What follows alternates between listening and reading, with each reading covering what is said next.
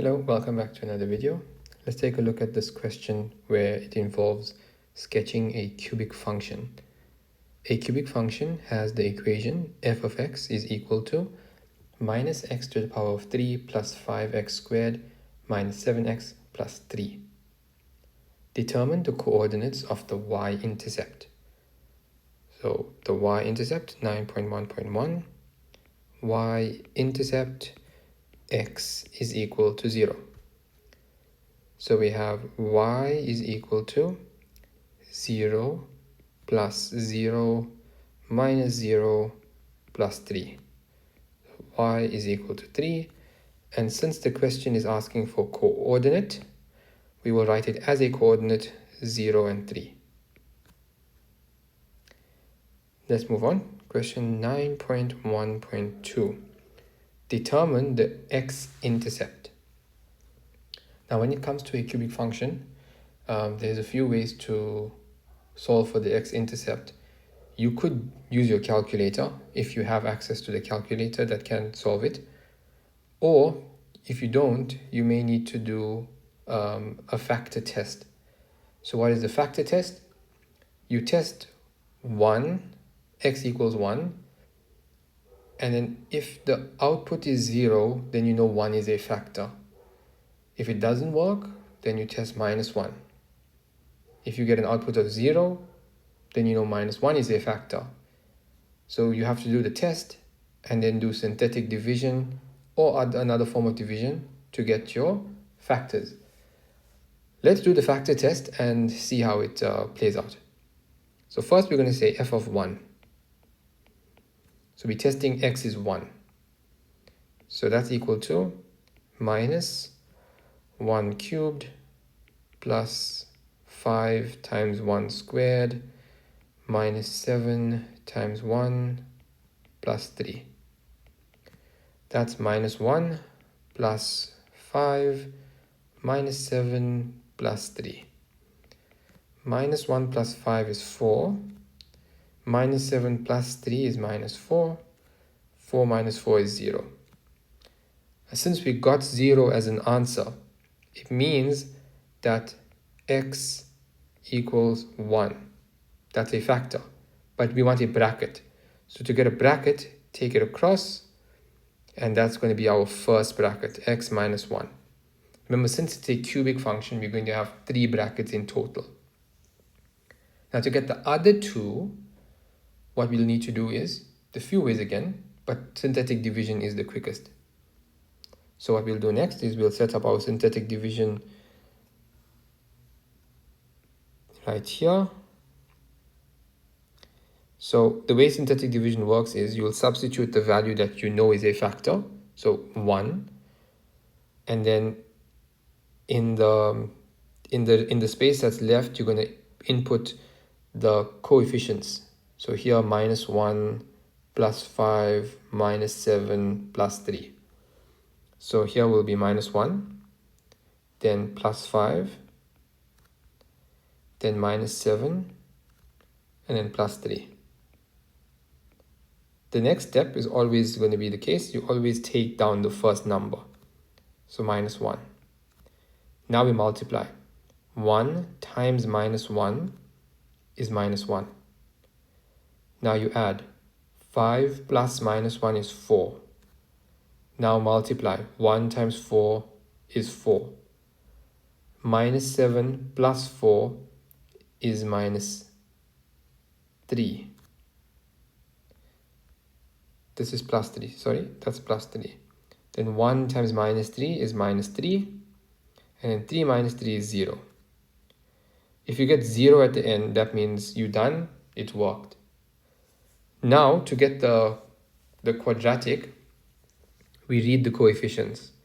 So this is going to be minus 1x squared. Then plus 4x. And then minus 3. Now that's going to be our other bracket. So minus x squared plus 4x minus 3. Now we can factorize this.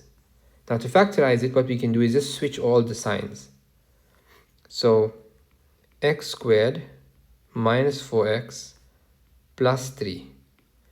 Now let's factorize this.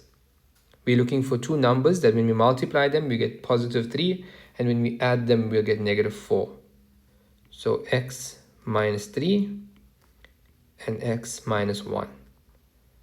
And so we have 1, 2, 3. There's our 3 brackets. So we factorized it, and our final answer then, they want to do x-intercepts.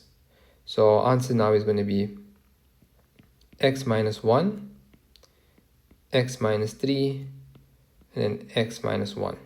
So our x-intercepts are going to be 1 and 0, 3 and 0, and again 1 and 0. Now, if you are in a situation where you have a bracket repeated, then it just means that the bracket that's repeated, those are going to be turning points as well. They're going to be turning points. So that's our answer. Let's move on. Determine the coordinates of the turning point. So we know one turning point, okay? But since it's a cubic function, more often than not, there will be two turning points. Okay, now to get a turning point, f prime x is equal to 0. Okay, let's go to our function.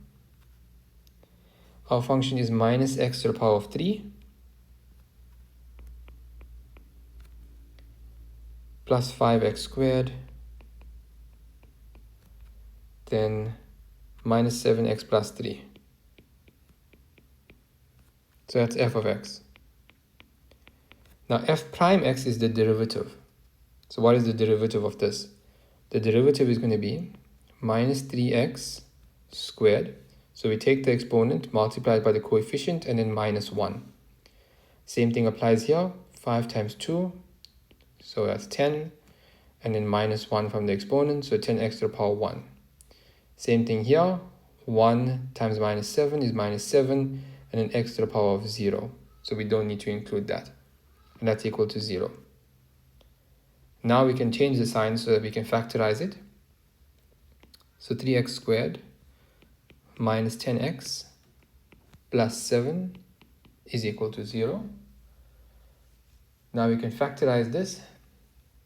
You get 3x minus 7, and then x minus 1 is equal to 0. As we said before, we know that that is going to be a value for the turning point. We worked it out before. So x is equal to 7 over 3, or x is equal to 1. Now the question said it wants the coordinates. So we know one coordinate will be 1 and 0. Right? We worked it out earlier. Now to get the y value for this turning point, we need to substitute it back into the original equation. So if we substitute that back, we're going to get y is equal to minus 7 over 3 to the power of 3 plus 5 times 7 over 3 minus 7, that's squared, times 7 over 3 and plus 3. And that gives us an answer of 32 over 27. Now these are actually decimals, so let's just write down the decimals. 7 over 3 is 2,33, and 32 divided by 27 is 1,18. So this is roughly 1,19. So the other coordinate is going to be 2,33 and 1,19. So now we have our turning points, we have our x-intercepts, and we have our y-intercept. So now the last question is to sketch it. So to sketch it, what I want to do is I just want to put all the information neatly over on the side. So we know that the y-intercept is 0 and 3. We know that the x-intercept, well, there's going to be 2. So one is going to be 1 and 0, and the other one was 3 and 0. Then there's turning points. The one turning point is 1 and 0. The other turning point is 2,33 and 1,19. 2,33 and 1,19. Now using these, we can sketch our graph. So let's input this on our Cartesian plane. So y-intercept is 0 and 3, so that will go here. Then x turning point is 1 and 0, so here. The other one is 3 and 0, so there. And then we know the turning point for the first turning point. So the next one is 2,33. So 2,33 is roughly there. And 1,19 is approximately here. And so now it's more like just joining the dots.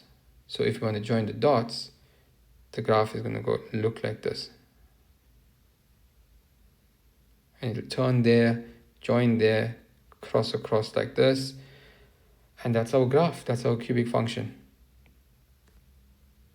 All right. Thanks, everyone. Thanks so much for watching. Don't forget to like, share, and subscribe. I'll see you in the next one.